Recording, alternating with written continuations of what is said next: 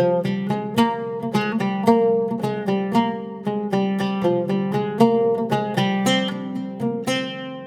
இன்றைக்கி இட்லி கூட வச்சு சாப்பிட்ற மாதிரி சாம்பார், அதுக்கப்புறமா தேங்காய் சட்னி எப்படி செய்கிறதுன்னு தான் பார்க்க போகிறோம். இட்லி கூட பக்காவான காம்பினேஷனாக இருக்கிறதுக்கு சாம்பார், அதுக்கப்புறம் சட்னி அடிச்சுக்கிறதுக்கு சைட் டிஷ்ஷே கிடையாதுன்னு சொல்லலாம். அவ்வளோ டேஸ்டியாக இருக்கும். அந்த சாம்பார் அதுக்கப்புறம் சட்னியை எப்படி இன்னும் கொஞ்சம் கூடுதலான சுவையில் செய்யலான்னு தான் இந்த வீடியோவில் பார்க்க போகிறோம். ஸோ கண்டிப்பாக வீடியோ படி ஆஸ்டீஸ் அப்படியே பண்ணுங்கள், நீங்களும் பெர்ஃபெக்டான சாம்பார் சட்னி பண்ண முடியும். ஹாய் ஃப்ரெண்ட்ஸ், வணக்கம். என் பேர் Abhi. Welcome to Indian recipes Tamil. வீடியோக்குள்ளே போகிறதுக்கு முன்னாடி நம்ம சேனல் இந்தியன் ரெசிபீஸ் தமிழை சப்ஸ்கிரைப் பண்ணிக்கோங்க, கூடவே இருக்க பெல் சிம்பலையும் கிளிக் பண்ணிக்கோங்க.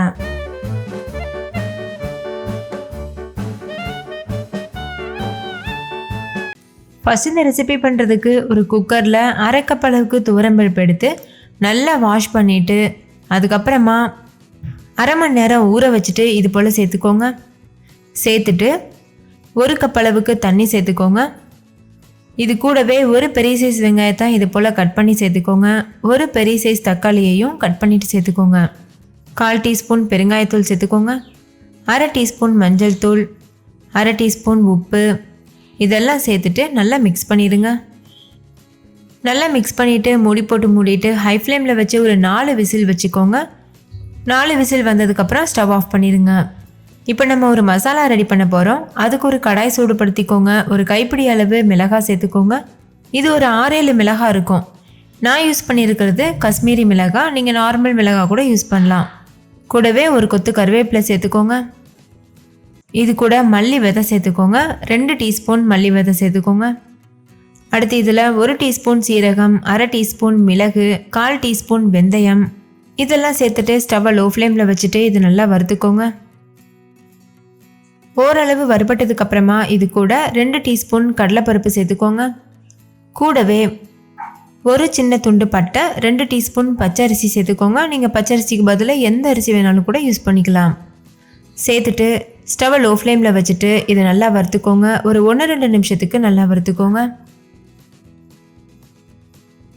இப்போ பாருங்கள் 2 நிமிஷம் ஆகியிருக்கு. ஸ்டவ் ஆஃப் பண்ணிவிட்டு இதை முழுமையாக ஆற வச்சுருங்க. ஒரு பிளேட்டில் கொட்டிட்டு இந்த மாதிரி நல்லா ஆற வச்சுக்கோங்க. ஆறுனதுக்கு அப்புறமா ஒரு மிக்ஸி ஜாரில் சேர்த்துருங்க. சேர்த்துட்டு எந்த அளவுக்கு முடியுமோ அந்த அளவுக்கு நைஸாக அரைச்சிக்கோங்க. நல்லா அரைச்சி எடுத்ததுக்கப்புறமா இது கூட ஒரு பெரிய சைஸ் வெங்காயத்தை கட் பண்ணிவிட்டு சேர்த்துக்கோங்க.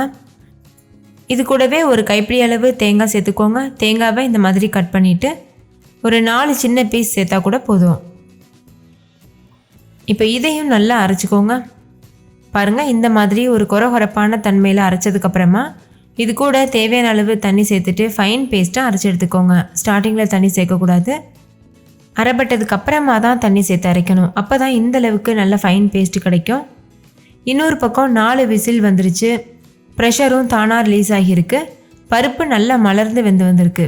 இந்த ஸ்டேஜில் கரண்டி வச்சுட்டு இது போல் பருப்பை நல்லா மசிச்சுக்கோங்க. எந்த அளவு முடியுமோ அந்தளவு நல்லா மேஷ் பண்ணிடுங்க. பருப்பு, தக்காளி, அதுக்கப்புறமா வெங்காயம்லாம் சேர்த்துருக்கோம்ல, இது எல்லாமே நல்லா மசிஞ்சு வரணும். அந்த மாதிரி மசிச்சுக்கோங்க. பருப்பை நல்லா மேஷ் பண்ணதுக்கப்புறமா இது கூட நம்ம ஏற்கனவே அரைச்சி வச்சுருக்க விழுதை சேர்த்துருங்க. சேர்த்துட்டு நல்லா மிக்ஸ் பண்ணிடுங்க. நல்லா கலந்ததுக்கப்புறமா தேவையான அளவு தண்ணி சேர்த்துக்கோங்க. நான் மிக்ஸி ஜாரில் கொஞ்சமாக தண்ணி சேர்த்து அலசிட்டு இது கூட சேர்த்துருக்கேன். 1 கப் அளவு தண்ணி சேர்த்துருக்கேன். சேர்த்துட்டு நல்லா கலந்துருங்க. இப்போ இதில் ஒரு சின்ன துண்டு வெல்லத்தை நசுக்கிட்டு சேர்த்துக்கோங்க. வெல்லம் சேர்க்குறதால நல்ல சுவையை என்ஹான்ஸ் பண்ணி கொடுக்கும். அதுக்காக தான் சேர்க்குறோம். உங்களுக்கு வெல்லம் பிடிக்கலன்னா நீங்கள் தாராளமாக ஸ்கிப் பண்ணிடலாம். இப்போ மறுபடிக்கும் நான் ஒரு 1 கப் அளவுக்கு தண்ணி சேர்த்துருக்கேன். தண்ணி நீங்கள் சாம்பாரோட கன்சிஸ்டன்சி அட்ஜஸ்ட் பண்ணிவிட்டு அதிகமாகவோ குறைவாகவோ சேர்த்துக்கலாம்.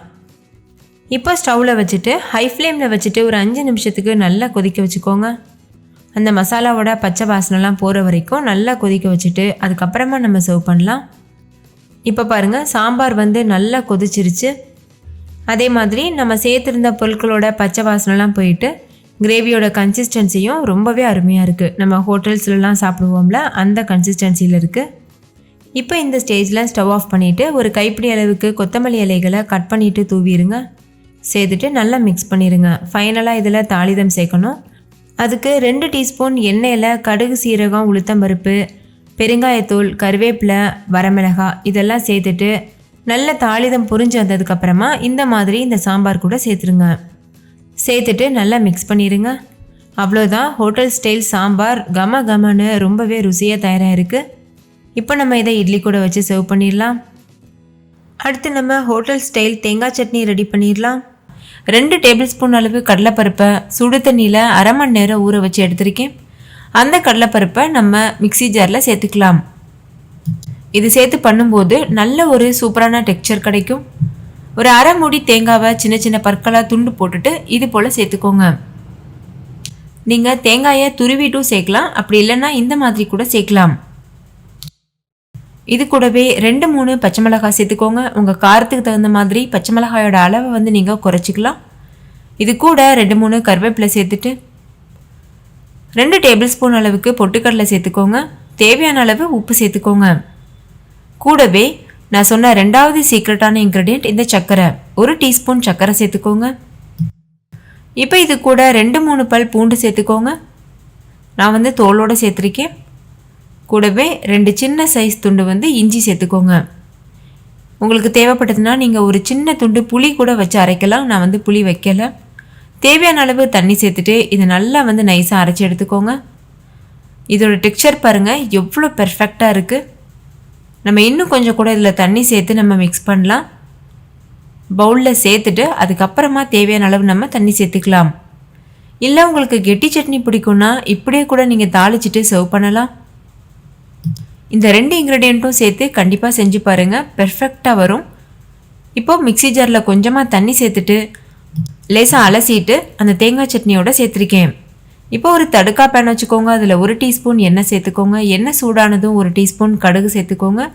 கடுகு பொரிஞ்சதும் கொஞ்சமாக உளுத்தம் பருப்பு, 2 வரமிளகா, 1 கொத்து கருவேப்பிலை இதெல்லாம் சேர்த்துட்டு நல்லா வதக்கிக்கோங்க. இப்போ இந்த தாளிதத்தை வந்து நம்ம சட்னியோட சேர்த்துருங்க. சேர்த்ததுக்கப்புறமா நல்லா மிக்ஸ் பண்ணிக்கோங்க. இந்த ஸ்டேஜில் நீங்கள் உப்பு செக் பண்ணிக்கலாம். உப்பு தேவைப்பட்டதுன்னா நீங்கள் சேர்த்துக்கலாம். அவ்வளோதான் ஃப்ரெண்ட்ஸ், நம்மளோட டேஸ்டியான ரொம்பவே பெர்ஃபெக்டான தேங்காய் சட்னி சூப்பராக தயாராகிருச்சு. இப்போ நம்ம இதை இட்லி கூட வச்சு சர்வ் பண்ணிடலாம். இந்த தேங்காய் சட்னி அதுக்கப்புறமா ஹோட்டல் ஸ்டைல் சாம்பார் 2 ரெசிபியுமே ட்ரை பண்ணி பாருங்கள். வீட்டில் இருக்க எல்லாரும் கேட்டு வாங்கி விருப்பப்பட்டு சாப்பிடுவாங்க. சாஃப்டான இட்லி எப்படி பண்ணுறதுன்னு ஆல்ரெடி நம்ம சேனலில் வீடியோ இருக்குது, வேணும்னா செக் பண்ணி பாருங்கள். அதோட லிங்க் நான் டிஸ்கிரிப்ஷனில் கொடுத்துருக்கேன், வேணும்னா செக் பண்ணுங்கள், உங்களுக்கு யூஸ்ஃபுல்லாக இருக்கும்.